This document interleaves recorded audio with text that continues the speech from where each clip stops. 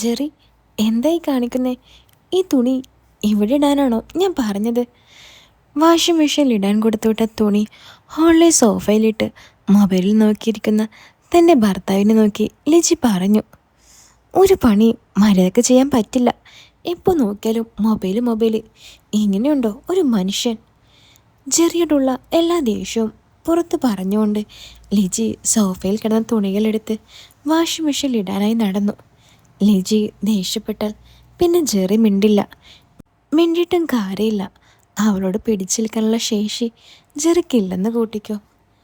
സണ്ണിച്ചായൻ്റെയും ലീലാമ്മ ചേട്ടത്തിയുടെയും ഒറ്റ മകനായ ജെറിയെ ആവശ്യത്തിന് കൊഞ്ചിച്ച് വഷളാക്കിയാണ് അവർ വളർത്തിയത്. കുറേയേറെ റബ്ബർ തോട്ടമുള്ളതുകൊണ്ട് തന്നെ ജെറിക്ക് ദൂരെ എങ്ങും പോയി ജോലി ചെയ്യാതെ ജീവിക്കാനുള്ള അവസരം അവർ തന്നെ ഉണ്ടാക്കി കൊടുത്തു. ഒരു 30 വയസ്സായപ്പോൾ നല്ലൊരു പെണ്ണിനെ നോക്കി കെട്ടിക്കുകയും ചെയ്തു. ജെറി ബേസിക്കലി ഒരു മടിയനാണ്. മേലണങ്ങി ജീവിതത്തിൽ എടുത്തിട്ടില്ലാത്തതിൻ്റെ എല്ലാ കുഴപ്പവും അവനുണ്ട്. ലിജി കെട്ടിക്കേറി വന്ന നാൾ മുതൽ അവൻ്റെ എല്ലാ പണിയും അവൾ തന്നെയാണ് എടുക്കുന്നത്. എന്തിനേറെ പറയുന്നു, ഒരു ജെഡി പോലും അവൻ സ്വന്തമായി കഴുകിയിടില്ല. നല്ല പഠിപ്പുള്ള ലിജിക്ക് ഇവൻ്റെ വീട്ടിൽ വന്ന് എങ്ങനെ വീട്ടുപണിയെടുത്ത് ജീവിക്കേണ്ടി വന്നതിൽ നല്ല കലിപ്പുണ്ട്. ആദ്യമൊക്കെ അവൾ സഹിച്ചെങ്കിലും ഇപ്പോൾ കുറച്ച് വർഷമായി അവൾ നല്ല കൂട്ടാണ്. 26-ാം വയസ്സിൽ കല്യാണം കഴിഞ്ഞ് വന്ന ലിജിക്കിപ്പോൾ വയസ്സ് 32 ജെറിയുടെ അപ്പനെ ഓർത്താണ് അവൾ പലപ്പോഴും സഹിച്ച് ആ വീട്ടിൽ കഴിയുന്നത്. ജെറിയുടെ അപ്പൻ സണ്ണിച്ചായൻ കിടപ്പിലാണ്. അവരുണ്ടാക്കിയിട്ട വകകൾ ഇപ്പോഴും അവർക്കേ ഉള്ളൂ. ആയ കാലത്ത് അങ്ങേര് കഷ്ടപ്പെട്ടതുകൊണ്ട് ഈ കിഴങ്ങിന് മേലനങ്ങാതിരുന്ന് തിന്നാൻ പറ്റുന്നുണ്ട്. തോട്ടത്തിലെ കണക്ക് പോലും പലപ്പോഴും ലിജി തന്നെയാണ് നോക്കി നടത്താറുള്ളത്. ചുരുക്കം പറഞ്ഞാൽ ആ വീടിപ്പോൾ ഓടുന്നത് ലിജി നല്ല പണിയെടുക്കുന്നത് കൊണ്ടാണ്. അവൾക്ക് പലപ്പോഴും ജീവിതത്തെക്കുറിച്ച് ഓർക്കുമ്പോൾ നിരാശയുണ്ട്. കുറച്ച് സ്നേഹമെങ്കിലുള്ള ഒരുത്തനായിരുന്നെങ്കിൽ അവൾ പലതും സഹിച്ചാനേ. ഇത് ഒരു തനി കിഴങ്ങനെന്ന് പറഞ്ഞാൽ എല്ലാ രീതിയിലും കിഴങ്ങൻ. മമ്മി, ഷെർലി ആൻറ്റി ഇന്നലെ വരുമെന്ന് പറഞ്ഞത്? ആ മോളെ, ഷെർലി ഇന്ന് വരും എന്നാ പറഞ്ഞത്. ഇനിയിപ്പോൾ ഉച്ചയായില്ലേ, വൈകുന്നേരം ഇറങ്ങുമായിരിക്കും. ഷെർലി ആൻറ്റിയാണ് ലിജിക്ക് ഒരാശ്വാസം. എന്തിനു വർത്താനം പറയാനെങ്കിലും കൊള്ളാവുന്ന ഒരു മനുഷ്യജീവി അതാണ് ഈ കുടുംബത്ത്. വർത്താനം എന്ന് വെച്ചാൽ ഷെർലി ആൻറ്റി ഒരു രസികയാണ്. അല്പം ചൂടുള്ള ന്യൂസുകളും വർത്തമാനങ്ങളും ഒക്കെ ഉണ്ടെന്ന് കൂട്ടിക്കോ. നാട്ടിലുള്ള ഏത് അവീത കഥകളുണ്ടെങ്കിലും അത് ആൻറ്റി അറിയും. ആൻറ്റി ഇത് പറയുന്ന കേൾക്കാൻ തന്നെ നല്ല രസമാണ്. പക്ഷേ ലിജിക്ക് കൂടുതലിഷ്ടം ആൻറ്റിയുടെ ഭർത്താവ് ജോസങ്ങളെക്കുറിച്ചുള്ള ആൻറ്റിയുടെ വീരസാഹസ കഥകളാണ്. മിക്കതും നല്ല ചൂടുള്ളതാണ്. അങ്കിൾ പണ്ട് മൂന്നാർ കൊണ്ടുപോയി ഒപ്പിച്ച കാര്യങ്ങളും പണ്ട് മഴയത്ത് റബ്ബർ തോട്ടത്തിൽ നടന്ന കഥയുമൊക്കെ ആൻറ്റി ലിജിയോട് പറഞ്ഞിട്ടുണ്ട്. അതുമാത്രമല്ല, അങ്കിളിന് ഇപ്പോഴും നല്ല പവറാണെന്നും പക്ഷേ ആൻറ്റി ഒഴിവാക്കുകയാണ് വിടാറുള്ളതെന്നൊക്കെ ഷെർലി ആൻറ്റി ലിജിയോട് പലപ്പോഴായി പറഞ്ഞിട്ടുണ്ട്. ഇതൊക്കെ വലിയ വീമ്പ് പോലെയാണ് പെണ്ണുമ്പുള്ള ലിജിയോട് പറയാറുണ്ടെങ്കിലും ലിജിക്ക് ഇതൊക്കെ കേൾക്കുന്നത് ഒരു ഹരമായിരുന്നു. അതിൽ ഏറ്റവും ലിജിക്ക് സഹിക്കാൻ പറ്റാതെ വന്നത് അങ്കിളിൻ്റെ ചുട്ടപ്പക്കൊതിയെപ്പറ്റി ആൻറ്റി പറഞ്ഞ് ചിരിക്കുന്നതാണ്. ആൻറ്റിയോട് ഇടയ്ക്കിടയ്ക്ക് അങ്കിൾ വന്ന് പറയുമത്രേ. ആദ്യം കേട്ടപ്പോൾ ലിജിക്ക് കാര്യം മനസ്സിലായില്ല. എങ്കിലും പിന്നെ ആൻറ്റി പച്ചയിൽ പറഞ്ഞു കൊടുത്തപ്പോൾ അവൾ ഒന്ന് ചൂളിപ്പോയി. ഇതാണ് ആൻറ്റി അഭിമാനപൂർവ്വം ലിജിയോട് പറയുന്നത്. തിന്നുന്നത് പോയിട്ട് വല്ലത് നടന്നത് തന്നെ മാസങ്ങളായെന്ന് ലിജിക്കല്ലേ അറിയൂ. ഇതൊക്കെ കേട്ട് ചൂടാവാൻ മാത്രമേ തനിക്ക് പറഞ്ഞിട്ടുള്ളൂ. കേട്ടെങ്കിലും കിട്ടുന്ന ഒരു രസമുണ്ടല്ലോ, അതെങ്കിലും ആവട്ടെ എന്നാണ് ലിജിയുടെ ചിന്ത. ജോസങ്കലിന് ഒരു 55 വയസ്സെങ്കിലും ഉണ്ടാകും. നല്ല ആക്റ്റീവാണ് പുള്ളി എപ്പോഴും. ബിസിനസ്സാണ്. മിക്കപ്പോഴും എറണാകുളത്തായിരിക്കും. മാസത്തിൽ 2-3 തവണയേ വരാറുള്ളൂ. ജോസങ്കലിനെ ലിജി വളരെ ബഹുമാനത്തോടെയാണ് കാണുന്നത്. അത് പുള്ളിയുടെ വീരകഥകൾ കേട്ടിട്ടല്ല. പുള്ളിക്ക് ഒരു പ്രത്യേക ഓറയുണ്ട്. ആരെയും ആകർഷിപ്പിക്കാൻ പുള്ളിക്ക് കഴിയും. നല്ല പൊക്കവും ഉറച്ച ശരീരവും ഗാംഭീര്യമുള്ള ശബ്ദവും ഒക്കെയായി പുള്ളി എപ്പോഴും ഒരു ചെറുപ്പക്കാരനെ പോലെയാണ് നടക്കുന്നത്. പലപ്പോഴും ജോസങ്ങൾ വീട്ടിൽ വരുമ്പോൾ ലിജി ആൻറ്റി പറഞ്ഞ കഥകൾ മനസ്സിലോർത്ത് അയാളുടെ രൂപവും ഭാവവും ഓർത്ത് കൗതുകപൂർവ്വം നോക്കി നിൽക്കാറുണ്ട്. പുള്ളിയുടെ നോട്ടവും ഭാവമൊക്കെ കണ്ടാൽ തന്നെ പുള്ളി ഈ ആൻറ്റി ഉദ്ദേശിക്കുന്ന ആളല്ലെന്ന് ലിജിക്ക് പലപ്പോഴും തോന്നിയിട്ടുണ്ട്. ആൻറ്റി അങ്കിളിനെ ഒരു മാനിനെ പോലെയാണ് കാണുന്നത്. അതുകൊണ്ടായിരിക്കണം ഒരുപക്ഷെ ഈ കഥകളെല്ലാം നിഷ്കളങ്കമായി ലിജിയോട് ആൻറ്റി പറയാറുള്ളത്. ലിജിക്ക് അങ്കിളിനെ ഒരു വശപ്പിശക് തോന്നാൻ ചില കാരണങ്ങളുണ്ട്. ഒന്ന്, ഒരു ദിവസം പള്ളിയിൽ പോയിട്ട് ആൻറ്റിയുടെ വീട്ടിൽ പോയ ദിവസം അങ്കിൾ ഹാളിലിരുന്ന് പത്രം വായിക്കുകയായിരുന്നു. കിച്ചണിലേക്ക് നടക്കുന്നതിനിടയിൽ സാരി ചെറുതായി കുടുങ്ങി മുന്താണി ഒന്ന് തെന്നി മൊത്തം അങ്ങ് താഴെ പോയി. പെട്ടെന്ന് തന്നെ ലിജി അത് പിടിച്ചെങ്കിലും ആ ഒരു നിമിഷത്തെ അങ്കിളുടെ ഭാവം ഇപ്പോഴും ലിജിക്ക് മറക്കാൻ കഴിയില്ല. ആ ഒരു നോട്ടം ഒരു മാനിൻ്റെതാണോ? എല്ലാം അങ്കിൾ അളന്നെടുക്കുന്ന പോലെയാണ് ലിജിക്ക് തോന്നിയത്. ഞാൻ 19 വയസ്സുള്ള ഒരാളെക്കുറിച്ച് എന്തൊക്കെയാണ് ഈ ചിന്തിച്ചു കൂട്ടുന്നത്? അങ്കിൾ അങ്ങനെയൊന്നും കരുതി പോലും കാണില്ല. കല്യാണം കഴിഞ്ഞ് വന്ന നാൾ മുതൽ ഇന്നുവരെ ഒരു മോശം പെരുമാറ്റം അങ്കിളുടെ ഭാഗത്തുനിന്നും ഉണ്ടായിട്ടില്ല. ഏതൊരാളും നോക്കിപ്പോകുന്ന ഒരു കാഴ്ചയല്ലേ അന്നത്തേത്. അതുകൊണ്ടൊക്കെ തന്നെ ലിജി തൻ്റെ തെറ്റായ ചിന്തകളെ പഴിച്ചതല്ലാതെ അങ്കിളിനെ ഒരു മോശം രീതിയിലും കണ്ടില്ല. പിന്നെ ആൻറ്റിയുടെ കഥകൾ, ആൻറ്റിയോടുള്ള ഒടുക്കത്തെ സ്നേഹം കൊണ്ടാവും അങ്കിൾ അമിതമായ ആവേശം കാണിക്കുന്നത്. അങ്ങനെയുള്ള ഭർത്താക്കന്മാരെ കിട്ടാനും ഒരു ഭാഗ്യം വേണം. എവിടെയും ഉണ്ടല്ലോ ഒരെണ്ണം. പലപ്പോഴും നല്ലൊരാളിൻ്റെ സാമീപ്യം സ്വപ്നം കണ്ടിട്ടുള്ള ആളാണ് ലിജി. തൻ്റെ സ്വകാര്യതയിൽ അവൾ പലപ്പോഴും പൗരുഷമുള്ള നടന്മാരെ മറ്റും ഓർത്ത് ആശ്വാസം കണ്ടെത്തുമായിരുന്നു. പക്ഷേ പുറമേ അവൾ വളരെ അടുക്കവും മുതുക്കവുമുള്ള ഒരു കുടുംബിനി മാത്രമായിരുന്നു. ഓരോ തവണ അങ്കിളിനെ കാണുമ്പോഴും ആൻറ്റി പറഞ്ഞ കാര്യങ്ങളാണ് അവളുടെ മനസ്സിലേക്ക് വരുന്നത്. അവൾ അറിയാതെ തന്നെ ഒരു മായാലോകത്തേക്ക് ആ ഒരു ചിന്തകൾ അവളെ എത്തിക്കുമായിരുന്നു. പക്ഷേ ആ ചിന്തകൾ അവളുടെ സ്വകാര്യത മാത്രമാണ്. ഒരിക്കലും അതിരുവിട്ട ഒരു പ്രവൃത്തിയും അവൾ ആഗ്രഹിച്ചിരുന്നില്ല. അല്ലെങ്കിൽ തന്നെ ലിജിയെ പോലെ സാധാരണക്കാരായ ഒരു പെണ്ണ് സ്വന്തം വിധിയിൽ പരിതപിക്കുകയല്ലാതെ വേറെ എന്ത് ചെയ്യാൻ സാധിക്കും? അവളുടെ ചുരുങ്ങിയ ലോകത്ത് അവൾക്കാകെ ഇതൊക്കെ തന്നെ ശരണം. അങ്ങനെ ഒരു ദിവസം ഷെർലി ആൻറ്റിയെ കാണാത്തത് കൊണ്ട് ലിജി തൻ്റെ പണികളൊക്കെ ഒതുക്കി ഉച്ച കഴിഞ്ഞ് വെറുതെയെങ്കിലും വായിക്കാൻ പ്ലാൻ ചെയ്തു. ചെറിയ മഴയുണ്ട്. ജെറി എവിടെയോ വായി നോക്കാൻ പോയിട്ടുണ്ട്. അപ്പനും അമ്മയും നല്ല ഉറക്കമാണ്.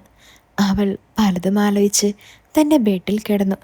ഷെർലി ആൻറ്റി വരുമെന്ന് പറഞ്ഞതുകൊണ്ട് ഇന്ന് നല്ല സന്തോഷമായിരുന്നു അവൾക്ക്. അവൾ വായിച്ചുകൊണ്ടിരിക്കുന്ന ഒരു നോവൽ എടുത്ത് തുടർന്നു. അത്യാവശ്യം എല്ലാമായിട്ടുള്ള ഒരു നോവലായിരുന്നു അത്. അതിൽ ഒരു 40 വയസ്സുകാരൻ ഒരു 22 വയസ്സുകാരി പെണ്ണിനെ സ്വന്തമാക്കുന്ന അധ്യായമുണ്ട്. അതവളുടെ ഫേവറേറ്റ് ആണ്. എപ്പോൾ ആ ബുക്ക് എടുത്താലും അവൾ ആ ഭാഗം ഒന്ന് ഓടിച്ചു വായിക്കും. അയാളുടെ പൗരുഷത്തിന് മുന്നിൽ തൻ്റെ എല്ലാം അടിയറു വെച്ച് നിൽക്കുന്ന അവളെ അവൾ ജീവിതത്തിലെ അനുഭവിച്ചിട്ടില്ലാത്ത ലോകത്തേക്ക് കൊണ്ടുപോകുമ്പോൾ വായിക്കുന്ന ലിജിയും ആ ഒരു ലോകത്തേക്ക് എത്തിപ്പെടുമായിരുന്നു. സ്വയം ഓരോന്നൊപ്പിച്ച് ആശ്വാസം അവൾ കണ്ടെത്തുമായിരുന്നു. അന്നും അവൾ ഓരോന്നാലോചിച്ച് മനസ്സ് വെറുപ്പിച്ചുകൊണ്ടിരിക്കുമ്പോൾ ടിങ് ടോങ് കോളിംഗ് ബെല്ലിൻ്റെ ശബ്ദം കേട്ട് ലിജി നെട്ടി എഴുന്നേറ്റു. തൻ്റെ സ്വപ്ന ലോകത്തുനിന്ന് പെട്ടെന്ന് തിരിച്ചെത്തി അവൾ ഹാളിലേക്ക് വേഗം നടന്നു. കതക് തുറന്നതും ദാ നിൽക്കുന്നു ഷെർലി ആൻറ്റി. പക്ഷേ അവിടെ ഞെട്ടിച്ചത് ആൻറ്റിയുടെ പുറകിൽ നിൽക്കുന്ന ജോസങ്ങളെ കണ്ടിട്ടാണ്. എന്താടി അന്തം വിട്ട് കുന്തം വിഴുങ്ങി നിൽക്കുന്നത്? നീ ഉറക്കായിരുന്നോ? കയ്യിൽ 1-2 കവറുമായി ഷെർലി ആൻറ്റി അവളുടെ മറുപടിക്ക് കാത്തു നിൽക്കാതെ അകത്തേക്ക് കയറി. മേരി എന്തേ? രണ്ടും നല്ല ഉറക്കമായിരിക്കും അല്ലേ? ആ അതെ ആൻറ്റി.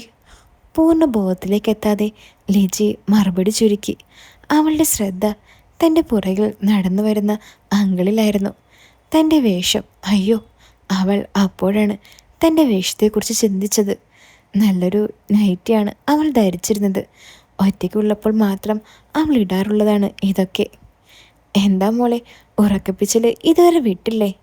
ചിരിച്ചുകൊണ്ട് അവളെ നോക്കി ജോസങ്കൽ നിഷ്കളങ്കമായി ചോദിച്ചു. ഇല്ലങ്കിൾ, ഞാനിപ്പോൾ അങ്ങോട്ട് കിടന്നതേ ഉള്ളൂ. ഈ മനുഷ്യനെയാണല്ലോ ഞാൻ തെറ്റിദ്ധരിച്ചത്. പാവം, ലിജി മനസ്സിലോർത്തു. മോളെ, ഒരു ചായ ഇട്ട് തരുമോ? എന്താ മഴ, നല്ല തണുപ്പ്. അങ്കിൾ കൈകൾ കൂട്ടിത്തിരുമ്മിക്കൊണ്ട് സോഫയിലേക്കിരുന്നു. ചായ തിളക്കുമ്പോഴും ലിജിയുടെ മനസ്സ് മുഴുവൻ നോവലായിരുന്നു. വല്ലാത്ത ഒരവസ്ഥയിലെത്തിയപ്പോഴായിരുന്നു അങ്കിളും ആൻറ്റിയും കയറി വന്നത്. നല്ല മഴ, നല്ല തണുപ്പ്. അങ്കിൾ ഇല്ലായിരുന്നെങ്കിൽ ആൻറ്റിയുടെ എന്തെങ്കിലും കഥകളെങ്കിലും കേട്ട് രസിക്കാമായിരുന്നു. കാലാവസ്ഥയുടെയും അവൾ വായിച്ചുകൊണ്ടിരുന്ന നോവലിൻ്റെയും ഒക്കെ എഫക്റ്റിൽ അവൾ മറ്റൊരു ലോകത്തായിരുന്നു. ഇവർ ഒന്ന് പോയിരുന്നെങ്കിൽ എങ്ങനെയെങ്കിലും ആശ്വാസം കണ്ടെത്താമായിരുന്നു എന്നൊക്കെ ആലോചിച്ചുകൊണ്ട് അവൾ ചായയുമായി ഹാളിലേക്ക് ചെന്നു. അങ്കിൾ പത്രം വായിച്ചുകൊണ്ടിരിക്കുകയാണ്. അങ്കിളിനെ ഇപ്പോൾ തീരെ നാട്ടിലേക്ക് കാണാറില്ലല്ലോ. ചായ കൊടുത്തോണ്ട് ലിജി കുശലം ചോദിച്ചുകൊണ്ട് സോഫയുടെ എതിർവശത്തുള്ള കസേരയിൽ ചാരി നിന്നു. അത് പിന്നെ എറണാകുളത്ത് നല്ല തിരക്കാണ് മോളെ. ഇവിടെ എപ്പോഴും വന്നിട്ട് ഇപ്പോൾ എന്ത് ചെയ്യാനാണ്? അതെ അതെ, ഇവിടെ വന്നാലും ആൻറ്റി ഇപ്പോൾ ഒന്നും തരാറില്ലല്ലോ. പിന്നെ അവിടെ നിൽക്കുന്ന നല്ലത്. ലിജി കള്ളച്ചിരിയോടെ ഓർത്തെങ്കിലും ആ ഭാവം മുഖത്ത് കാണിക്കാതിരിക്കാൻ അവൾ പരമാവധി ശ്രമിച്ചു. ആൻറ്റി എപ്പോഴും പരാതിയാണ്. അങ്കിളിനിപ്പോൾ ബിസിനസ്സിലാണ് ശ്രദ്ധ, ആൻറ്റി സ്ഥിരം ശ്രദ്ധിക്കുന്നില്ലെന്ന് ലിജി പറഞ്ഞു. അവൾക്ക് പിന്നെ പരാതി മാത്രമേ ഉള്ളൂ എപ്പോഴും. അതോർത്ത് വീട്ടിലിരുന്നാൽ കാര്യങ്ങൾ നടക്കണ്ടേ മോളെ. ലിജി എന്തുകൊണ്ടോ അവിടെ തന്നെ നിന്ന് അങ്കിളിനോട് വർത്താനം പറഞ്ഞുകൊണ്ടിരുന്നു. അവളുടെ വേഷമൊന്നും അവൾക്കിപ്പോൾ ഒരു പ്രശ്നമായി തോന്നിയില്ല. ജോസങ്ങളോട് സംസാരിച്ച് നിൽക്കാനാണ് അവൾക്കപ്പോൾ തോന്നിയത്. ആൻറ്റിയും മമ്മിയും അകത്ത് പരദൂഷണം തുടങ്ങി. ഇനിയിപ്പോൾ ഇപ്പോഴൊന്നും തീരുമെന്ന് തോന്നുന്നില്ല. ലിജി അങ്കിളിനെ അടിമുടി നോക്കി. ആള് നല്ല ഫിറ്റാണ്. ഇപ്പോഴും കണ്ടാൽ ഒരു 45 വയസ്സൊക്കെ തോന്നും. പണ്ട് മിലിറ്ററിയിലായിരുന്നതിൻ്റെ ആയിരിക്കാം. എല്ലാം ഉരുക്ക് പോലെയാണ് ഇരിക്കുന്നത്. ആൻറ്റിയുടെ ഒരു ഭാഗ്യം. ആള് സുന്ദരനുമാണ്, നല്ല പേഴ്സണാലിറ്റിയുമാണ്. ഇപ്പോൾ ഇങ്ങനെയാണെങ്കിൽ ചെറുപ്പകാലത്ത് എന്തായിരിക്കും? എന്താ മോളെ ഇങ്ങനെ നോക്കി നിൽക്കുന്നത്? ഉറങ്ങി തീരാത്തതിൻ്റെ ക്ഷീണമുണ്ടോ മോൾക്ക്? ഏയ്, അങ്ങനെയൊന്നും ഇല്ല അങ്കിളെ. ഞാൻ വെറുതെ ഇങ്ങനെ നിന്നേ ഉള്ളൂ. അയ്യോ, അങ്കിളിന് ഒന്നും കഴിക്കാൻ തന്നില്ലല്ലോ. ഞാൻ കുറച്ച് സ്നാക്സ് എടുത്തിട്ട് വരാം. ഏയ്, ഒന്നും വേണ്ട മോളെ. ഞാൻ സ്നാക്സ് ഒന്നും അങ്ങനെ കഴിക്കാറില്ല. Only healthy food. ആ, അങ്ങനെ വേണം. ആണുങ്ങളായാൽ നല്ല ഹെൽത്തി ഫുഡ് കഴിക്കണം, നല്ല എക്സസൈസും ചെയ്യണം. അങ്കിളുടെ ശരീരത്തിൽ അത് കാണാനുമുണ്ട്. ഇവിടെ ഒരാളുണ്ട്, വയസ്സ് 36 ആയതേ ഉള്ളൂ. പക്ഷേ ചെമ്പ് കമഴ്ത്തിയ പോലെയാണ് വയറ്. 10 അടി നടന്നാൽ 20 മിനിറ്റ് റെസ്റ്റ് എടുക്കണം. അവൾ തൻ്റെ ഭർത്താവിനെക്കുറിച്ച് വെറുതെ ഒരു താരതമ്യം നടത്തി. അങ്കിളിന് സ്നാക്സ് വേണ്ടെങ്കിൽ ഞാൻ കുറച്ച് ചോറെടുക്കട്ടെ? നല്ല ബീഫ് കറിയുണ്ട്. അയ്യോ വേണ്ട മോളെ, ചോറൊക്കെ ഞാനൊരു നേരമേ കഴിക്കൂ. എങ്കിൽ കുറച്ച് കപ്പയും ബീഫും ഞാൻ എടുക്കട്ടെ? ഓ, ഈ പെണ്ണിൻ്റെ ഒരു കാര്യം. വേണ്ട മോളെ, അങ്കിളിനിപ്പോൾ ഒന്നും വേണ്ട. ദാ ഈ ചായ തന്നെ ധാരാളം. ഓ, അങ്കിളിന് പിന്നെ ചുട്ടപ്പം മാത്രമല്ലേ കഴിക്കാൻ ഇഷ്ടമുള്ളൂ? പെട്ടെന്നുള്ള ആവേശത്തിന് പറഞ്ഞു പോയി ലിജി. പറഞ്ഞത് അബദ്ധമായല്ലോ നോർത്ത് അങ്കിളുടെ മുഖത്തേക്ക് നോക്കിയപ്പോൾ അങ്കിൾ അത്ഭുതത്തോടെ തന്നെ നോക്കുന്നതാണ് അവൾ കണ്ടത്. ഛേ, ഞാനെന്തൊരു വർത്താനാണോ പറഞ്ഞത്? അതും തന്നൊരു മോളെ പോലെ കാണുന്ന ആളോട്. അങ്കിൾ എന്ത് വിചാരിക്കും? ഒരാവേശത്തിൻ്റെ ഓളത്തിൽ ലിജിയുടെ വായിൽ നിന്നും വീണു പോയതാണ്. പറയണമെന്ന് അവൾ സ്വപ്നത്തിൽ പോലും കരുതാത്ത ഒരു കാര്യം. അങ്കിളിന് കാര്യം മനസ്സിലായി കാണുമോ? പിന്നെ മനസ്സിലാകാതെ അങ്കിൾ എന്താ പൊട്ടനാണോ? ഷേ. നിമിഷങ്ങൾക്കുള്ളിൽ അവളുടെ മുഖം മാറി മറഞ്ഞു. പെട്ടെന്ന് അവളുടെ വേഷം വീണ്ടും അവൾക്ക് ഒരു പ്രശ്നമായി തോന്നി. നിന്ന നിൽപ്പിൽ അവൾ വിയർത്തു തുടങ്ങി. അതെ മോളെ, എനിക്ക് അത് കഴിക്കാനാണ് ഏറ്റവും ഇഷ്ടം. മോളോട് ഇതാര് പറഞ്ഞു? ചൂട് നിൽക്കുന്ന ലിജിയെ നോക്കിക്കൊണ്ട് ജോസ് ആ ചോദ്യം ചോദിച്ചു. ജോസിൻ്റെ മനസ്സിൽ 1000 ഇലകൾ ഒരുമിച്ചടിച്ചു. എനിക്കതെല്ലാം ഒരുപാട് ഇഷ്ടമാണ് മോളെ. പക്ഷേ ഇപ്പോൾ ആൻറ്റി ഒന്നും തരാറില്ല. മോള് തരുമോ? ഉത്തരമില്ലാതെന്ന് പരങ്ങുന്ന ലിജിയെ അയാൾ കണ്ണുകൾ കൊണ്ട് കൊത്തി വലിച്ചു. ഇത് തനിക്ക് കിട്ടിയ ഒരു ലൈസൻസാണ്. ഇത്രയും നാൾ ഒളിച്ചും പതുങ്ങിയും മാത്രം താൻ കണ്ടിരുന്ന തൻ്റെ സ്വപ്നസുന്ദരിയെ നേരിട്ട് നോക്കാനുള്ള ഒരു ലൈസൻസ്. പക്ഷേ തൻ്റെ പെങ്ങളുടെ മോൻ്റെ ഭാര്യ എന്ന അതിർവരമ്പ് അയാൾ അന്നു മുതൽ ഇന്നീ ദിവസം വരെ കാത്തു സൂക്ഷിച്ചിരുന്നു. ഇന്നു മുതൽ അത് വേണോ എന്ന് ജോസ് തീരുമാനിക്കും. ജെറി എന്ന മണകുണാഞ്ചിൻ്റെ കയ്യിൽ ഇവൾ നിൽക്കില്ലെന്ന് ജോസിന് പണ്ടേ അറിയായിരുന്നു. ഒരിക്കൽ വീട്ടിൽ വെച്ച് ഡൈനിങ് ടേബിളിൽ കുരുങ്ങിയ അന്ന് അറിഞ്ഞതാണ് ഞാനെല്ലാം. അന്ന് രാത്രി ഞാൻ ഉറങ്ങിയിട്ടില്ല. ഇപ്പോൾ ഈ നിമിഷം എനിക്ക് ദൈവം തമ്പുരാൻ കൊണ്ടുവന്നതാണ്. ഇനി എങ്ങനെ കൈകാര്യം ചെയ്യണമെന്ന് ഈ ജോസിനറിയാം.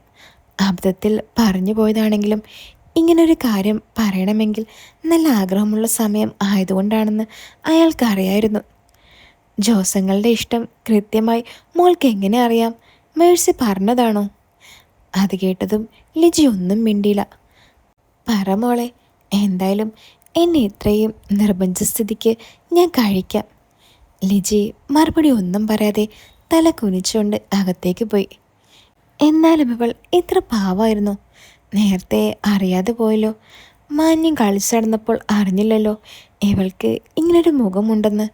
വല്ലതും നടക്കുമോ ഇല്ലയെന്നോ എന്നൊന്നും അറിയില്ല. പക്ഷേ ഇത്രയുമായ സ്ഥിതിക്ക് ഇനി രണ്ടിലൊന്നും അറിഞ്ഞിട്ട് തന്നെ കാര്യം. ഹലോ ഡാ ലിബി, ആ പ്രതീഷിനോട് നാളെ തന്നെ എറണാകുളത്ത് എത്താൻ പറയണം. ഞാൻ വരാൻ കുറച്ച് ദിവസം വൈകും. ആ, അതൊന്നും പ്രശ്നമില്ല.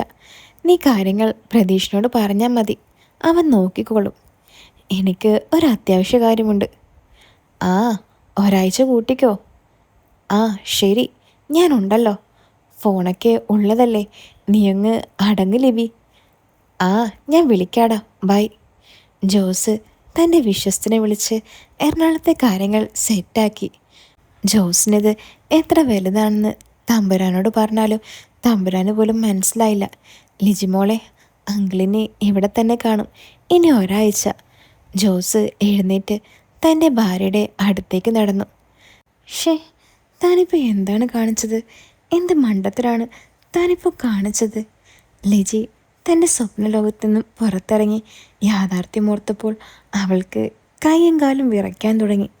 പക്ഷേ ലിജി ഏറ്റവും കൂടുതൽ ഞെട്ടിച്ചത് താനത് പറഞ്ഞതിന് ശേഷമുള്ള അങ്കിളുടെ സ്വഭാവമാറ്റമാണ്. എത്ര പെട്ടെന്നാണ് മാന്യായ അങ്കിളുടെ സ്വഭാവം മാറിയത്. തന്നോട് അത് ചോദിച്ചിട്ട് ഒരു നോട്ടവും നോക്കി. അയ്യോ, ആലോചിക്കാൻ വയ്യ. ഇനി തന്നെ അങ്കിൾ ആ ഒരു കണ്ണോടുകൂടിയല്ലേ കാണൂ. ആലോചിക്കുമ്പോൾ തന്നെ അവളുടെ തല കറങ്ങുന്ന പോലെ തോന്നി. മോളെ, ദാ ചായ ഗ്ലാസ്. പെട്ടെന്ന് അങ്കിളുടെ ശബ്ദം കേട്ട് അവൾ നെട്ടി. തൊട്ടുപുറകിൽ ഗ്ലാസുമായി നിൽക്കുന്ന അയാൾ. ഇന്ന് വരെ തൻ്റെ ഇത്രയും അടുത്ത് വന്നിട്ടില്ല അങ്കിൾ. മോള് പേടിക്കണ്ട. മോളൊരു കുസൃതിയായി ചോദിച്ചതല്ലേ, സാരമില്ല. അങ്കിൾ ഇതൊന്നും മനസ്സിൽ വെക്കാൻ പോകുന്നില്ല. മോളാകെ വിയർത്തല്ലോ, എന്തുപറ്റി, പേടിച്ചോ? അവളെ ആശ്വസിപ്പിച്ചുകൊണ്ട് അയാൾ പറഞ്ഞു. പേടിക്കണ്ട മോളെ, മോളൊരു തമാശ പറഞ്ഞതായി അങ്കിൾ കരുതുന്നുള്ളൂ. മോളിനി ഇതോർത്ത് ടെൻഷൻ അടിക്കണ്ട. അവളെ ആശ്വസിപ്പിക്കാനെന്നോണം വർത്തമാനം പറയാൻ അയാൾ തുടങ്ങി. മോളെ, നീ ഇങ്ങോട്ട് നോക്കിയേ.